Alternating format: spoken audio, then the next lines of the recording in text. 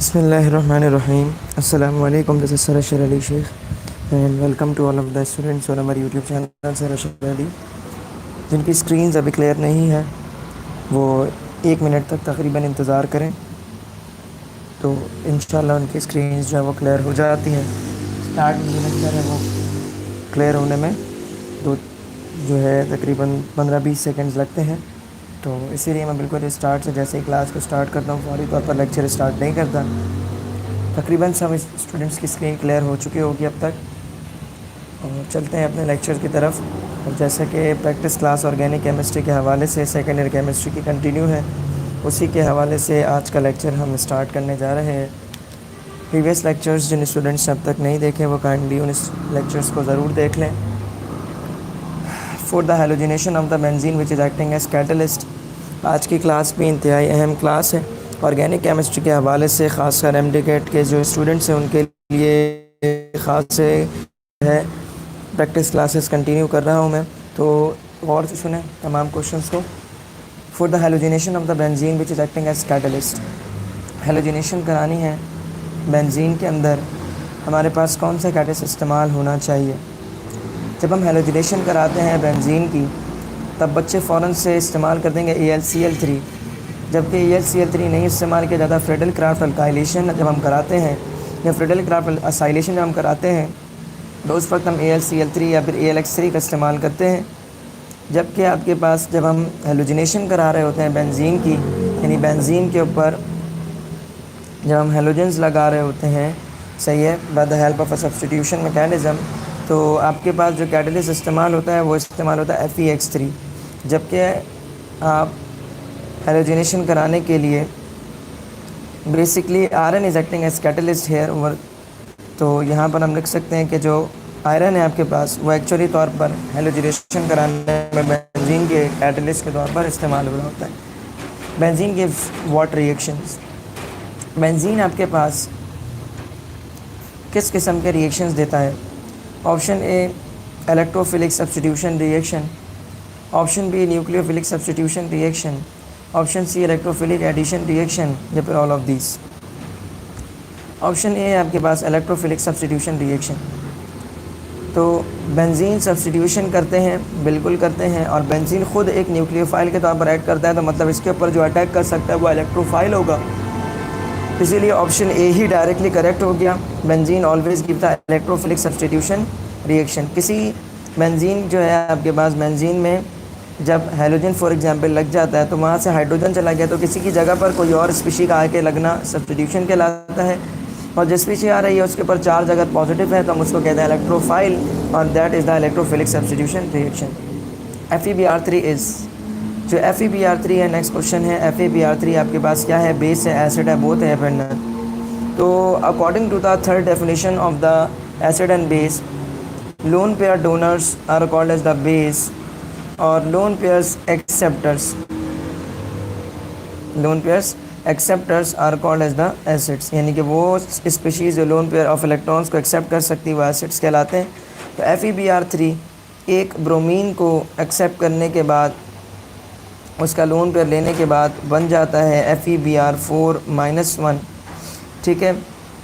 तो lone pair acceptors है असल में FeBr3, तो इसीलिए हम उनको कहेंगे कि they all are the Lewis base या लुइस एसिड हम उनको कहेंगे, ठीक है। तो they are called as the acids. Next question, addition of the hydrogen in the benzene is, आपको एडिशन करानी है हाइड्रोजन की बेंजीन के अंदर, तो उसकी वजह से क्या होगा, एरोमेटिसिटी लॉस हो जाएगी, रिंग लॉस हो जाएगी, बोथ या फिर नन। अब देखिए दो चीज़ें हैं आपके पास, एक होती है सब्स्टिट्यूशन और एक होती है एडिशन। बेंजीन में जब एडिशन होती है तो बेंजीन में एडिशन होने के बाद जो बेंजीन रिंग है वो तो रिटेन रहती है, लेकिन अंदर ये जो आप सर्किल बनाते हैं double bond single bond double bond single bond, ये लोकलाइज पाई बॉन्ड्स को दिखाने के लिए, तो ये सर्किल आप नहीं दिखाते जब आप हाइड्रोजनेशन करवा देते हैं। आप यहाँ पर लिखते हैं HH, यहाँ लिखते हैं HH, यहाँ लिखते हैं HH, इस तरह हर कार्बन के साथ दो दो हाइड्रोजन आप लगा देते हैं। तो एडिशन होने की वजह से बेंजीन रिंग तो रिटेन रहती है, सिर्फ एरोमेटिसिटी लॉस हो जाती है। तो addition of the hydrogen in benzene is loss of aromaticity, जबकि रिंग जो है आपके पास 6 कार्बन एटम की जो बेंजीन रिंग है वो रिटेन रहती है। नेक्स्ट क्वेश्चन की तरफ प्रोसीड करेंगे। और नेक्स्ट क्वेश्चन है आज की क्लास का हमारा, benzene when oxidized in the proper way it will form. Benzene जब आपके पास ऑक्सीडाइज्ड होगी प्रॉपर वे में तो आपके पास क्या बनेगा, ग्लायोक्सल बनेगा, मैलिक एनहाइड्राइड बनेगा, बोथ या फिर नन। तो ग्लायोक्सल तो उस वक्त बनता है जब आपके पास अनकम्फर्टेबल ऑक्सीडेशन आप कह लें, अनकम्फर्टेबल ओजोनलाइसिस कह लें आप, ठीक है, यानी कि ऑक्सीजन आपके पास जब इम्प्रॉपर तरीके से ऐड होता है तो ग्लायोक्सल बनता है, लेकिन जब प्रॉपर वे में आपके पास ऑक्सीजन लग रहा होता है तब जो चीज़ बनती है that is the maleic anhydride, ठीक है। उसका बाकायदा स्ट्रक्चर है oxygen carbon carbon double bond, carbon carbon double bond, यानी oxygen carbon carbon single bond, carbon carbon double bond, hydrogen hydrogen. आपके पास ये जो स्ट्रक्चर है ये मैलिक एनहाइड्राइड का होता है। Next, in the benzene the position of the second carbon is, in benzene the position of second carbon is, benzene को अगर हम बनाएं तो बेंजीन के अंदर आपसे ये पूछ रहे हैं कि पहला ये सेकंड कार्बन है, ये दूसरा तीसरा चौथा पाँचवा आपके पास 1 2 3 4 5 6 कार्बन एटम आपके पास। तो आपसे ये पूछ रहे हैं in benzene the position of second carbon, यानी ये वाला जो कार्बन है इसकी पोजीशन क्या कहलाएगी, ऑर्थो पैरा मेटा या फिर नन। यहाँ पर मैं इसका ऑप्शन लगाऊंगा नन। उसकी वजह क्या है, बेंजीन में हम ऑर्थो पैरा या फिर मेटा उस वक्त कहते हैं जब बेंजीन में ऑलरेडी एक जगह पर सब्स्टिट्यूशन हो चुकी हो, यानी कि मोनो सब्स्टिट्यूटेड बेंजीन के अंदर हम ऑर्थो और पैरा डायरेक्टर या सॉरी ऑर्थो और पैरा पोजीशंस का एक्सप्लेन करते हैं। बेंजीन में हर कार्बन एटम 1 भी है, हर कार्बन एटम 2, हर कार्बन एटम 3, हर कार्बन एटम 4, हर कार्बन एटम 5, हर कार्बन एटम 6 आपके पास। जबकि मोनो सब्स्टिट्यूटेड बेंजीन में आपके पास जो है वहाँ से हम कार्बन को नंबर देना सिर्फ स्टार्ट कर सकते हैं। हम इसको 1 नहीं कह सकते, इसको नहीं कह सकते, इसको नहीं, इसी को 1 कहना होगा तो ये हो गया 2 आपके पास, और या फिर ये हो गया 2, तो ये ऑर्थो कहलाते हैं। लेकिन आपसे मोनो सब्स्टिट्यूटेड बेंजीन नहीं सिर्फ बेंजीन पूछा था तो बेंजीन में ऑर्थो पैरा मेटा नहीं होते। Next, ortho para directors are, ortho para directors आपके पास जैसे कि alkyl, alkyl amino, hydroxy, alkoxy, amides आपके पास हैं, ठीक है। इसी के साथ साथ जैसे आपके पास हेलोजेंस हैं, हेलाइड्स जिसको हम बोलते हैं, वो सारे ऑर्थो और पैरा डायरेक्टर्स हैं, यानी कि वो इस जगह पर अगर लग जाए तो बेंजीन को वो सिर्फ और सिर्फ ऑर्थो पोजीशन पर नेक्स्ट सब्स्टिट्यूएंट को लगने देते हैं, या मेटा पोजीशन पर तो वो एक्टिवेटर्स भी होते हैं और डीएक्टिवेटर्स भी। तो option C is the right answer that they both. Halogens are the ortho comma para directors, but halogens आपके पास अभी जैसे मैंने बहुत सारे एग्जाम्पल्स नहीं, वो सारे ऑर्थो पैरा डायरेक्टर्स थे, हेलोजेंस भी उनके एग्जाम्पल्स में हैं, लेकिन हेलोजन के लगने की वजह से यानी तमाम के तमाम जो ऑर्थो पैरा डायरेक्टर्स हैं, ये तमाम के तमाम ऑर्थो पैरा डायरेक्टर्स हमेशा एक्टिवेटर्स होते हैं सिवाय हेलोजेंस के, क्योंकि हेलोजेंस आपके पास ऑर्थो पैरा डायरेक्टर्स एक्टिवेटर्स नहीं बल्कि वो बेंजीन को डीएक्टिवेट करते हैं, तो इसलिए हम लिखते हैं ortho para directors deactivators. Next question, which of them is the meta director. अब आपसे पूछा ये जा रहा है कि बताइए कौन सी ऐसी स्पीशी है यहाँ पर जो कि मेटा डायरेक्टर है। Option A NO2, option B carbonyl compounds usually, option C both A and B and option D amides. तो NO2 और यहाँ पर जो अमाइड्स हैं आपके पास, ये दोनों के दोनों आपके पास जो है ये ऑर्थो पैरा डायरेक्टर्स हैं, जबकि कार्बोनाइल कंपाउंड जो आम तौर पर आपके पास हैं जिनमें C डबल बॉन्ड ऑक्सीजन और बकिया 2 वैलेंसीज इनकी खाली है, they are the carbonyl compounds. और यूजुअली तौर पर कार्बोनाइल कंपाउंड जो आपके पास हैं ये क्या होते हैं, मेटा डायरेक्टर्स होते हैं, जिनके लग जाने की वजह से बेंजीन रिंग पर अब जो नेक्स्ट सब्स्टिट्यूशन होती है वो मेटा पोजीशन पर लगती है। Mark the correct option regarding the degrees of the carbon atom.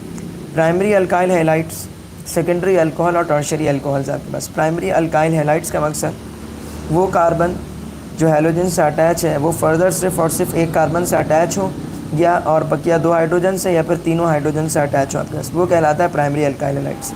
Secondary alcohols, it means कि आपके पास जो कार्बन ओवट से अटैच है वो फर्दर 2 कार्बन एटम से अटैच होना ज़रूरी है, बकिया 1 हाइड्रोजन से अटैच। टर्शरी आपके पास अल्कोहल जिसमें तीनों के तीनों कार्बन एटम्स मौजूद हों, यानी कार्बन की एक वैलेंसी OH से बकिया तीनों वैलेंसी कार्बन से। तो टर्शरी अल्कोहल में आपसे ये पूछा गया कि डिग्री ऑफ कार्बन एटम, तो टर्शरी में आपके पास 3 डिग्री कार्बन एटम होता है, सेकेंडरी अल्कोहल में आपके पास 2 डिग्री कार्बन एटम होता है, इनके प्राइमरी अल्काइल हैलाइड्स में आपके पास 1 डिग्री कार्बन एटम होता है। तो याद रखिएगा चाहे अल्कोहल हो चाहे अल्काइल हैलाइड हो, प्राइमरी सेकेंडरी टर्शरी में आपके पास 1 डिग्री 2 डिग्री और 3 डिग्री कार्बन एटम्स मौजूद होते हैं।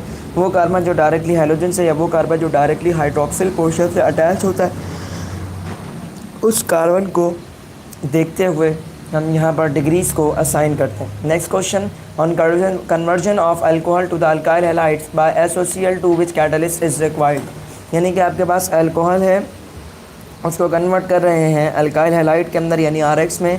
आपके पास कैटलिस्ट कौन, जब SOCl2 इस्तेमाल होगा तब कैटलिस्ट के तौर पर क्या चीज़ इस्तेमाल होनी चाहिए? क्या अमोनिया इस्तेमाल होगा, क्या पायरिडीन, क्या बेंजीन, या फिर सारे के सारे?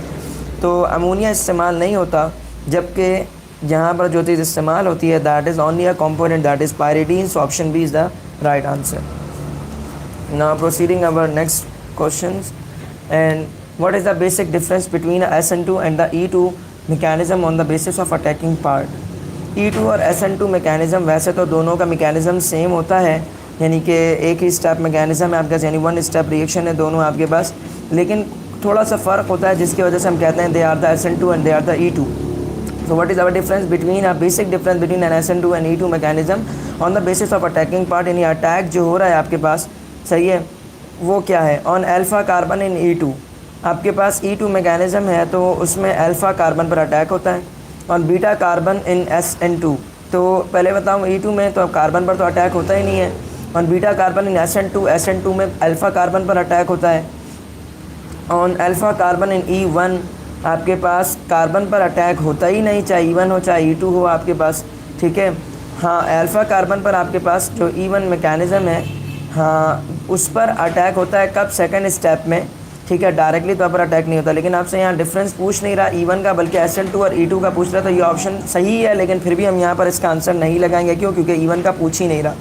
On beta hydrogen in E2, जी बिल्कुल यही बात है कि आपके बीटा हाइड्रोजन पर अटैक होता है E2 मैकेनिज़्म के अंदर। ये दोनों ऑप्शन सही है, लेकिन हमसे E1 का पूछा ही नहीं, तो हम इस ऑप्शन को करेक्ट नहीं करेंगे। Next question, the most stable carbonium ion is. बच्चों वाला सवाल है, मोस्ट स्टेबल कार्बोनियम आयन आपको बताना है। यानी कि आपके पास कार्बन के ऊपर जब पॉजिटिव चार्ज है तो मोस्ट स्टेबल कब होगा? जब उससे आपके पास तीनों अल्काइल पोर्शन जुड़े हुए हैं, तो मतलब R3C positive is the most stable carbonium ion. और लीस्ट स्टेबल कौन होगा? जब आपके पास, इससे लीस्ट स्टेबल कौन होगा? जिसमें 2 कार्बन 1 हाइड्रोजन हो। उससे लेस स्टेबल कौन होगा? जिसमें 1 कार्बन 2 हाइड्रोजन हो। उससे लेस स्टेबल कौन होगा? जिसमें कोई भी कार्बन नहीं, सारे हाइड्रोजन, ठीक है। तो attacking of carbonium ion is of what category reaction? जब कार्बोनियम आयन के ऊपर अटैक हो रहा होता है तो ये कौन सी कैटेगरी का रिएक्शन है? फास्ट, स्लो या मॉडरेट रिएक्शन? तो याद रखिएगा, चार्जेस पर जब भी अटैक होता है, अपोजिट चार्जेस पर जब भी अटैक करते हैं, यानी कि अपोजिट चार्जेस एक दूसरे के ऊपर जब भी अटैक करते हैं, जाहिर है C पॉजिटिव है तो इसके ऊपर कोई नेगेटिव चार्ज अटैक करेगा। तो अटैक करने का जो आपके पास प्रोसेस है, ये प्रोसेस यानी चार्जेस की बनने की वजह से जो बॉन्ड बनते हैं, यानी चार्जेस आ गए उसके बाद जो बॉन्ड बनेगा आपके पास, हमेशा फास्ट रिएक्शंस की एग्जाम्पल होती है। Next question, the bonding between the alkyl and the magnesium is. यानी कि आपसे यहाँ पर ये पूछ रहे हैं कि R और Mg के दरमियान में जो बॉन्ड बनेगा, ये बॉन्ड कौन सा होगा आपके पास? आयोनिक, कोवलेंट, कोऑर्डिनेट कोवलेंट या फिर नन? तो प्योर मेटल कंसीडरेशन है आपके पास मैग्नीशियम की, और नॉन मेटल्स के तौर पर आपके पास कार्बन या अल्काइल पोर्शन आपके पास। तो मेटल्स और नॉन मेटल्स के दरमियान में जो बॉन्ड बनता है that is ionic bond. So the option A is the right answer. और यहाँ पर आकर के हमारे लास्ट के क्वेश्चंस कंप्लीट हुए। ऑर्गेनिक केमिस्ट्री के हवाले से आज की क्लास यहाँ पर कंप्लीट हुई। जाते जाते वीडियो को लाइक करना मत भूलिएगा, प्रीवियस लेक्चर्स को ज़रूर देखें, और अगर न्यू व्यूवर्स हैं तो काइंडली चैनल को सब्सक्राइब ज़रूर कीजिए। इसी के साथ इजाज़त दीजिए, इंशाअल्लाह मुलाकात होगी नेक्स्ट लेक्चर में। अल्लाह हाफ़िज़।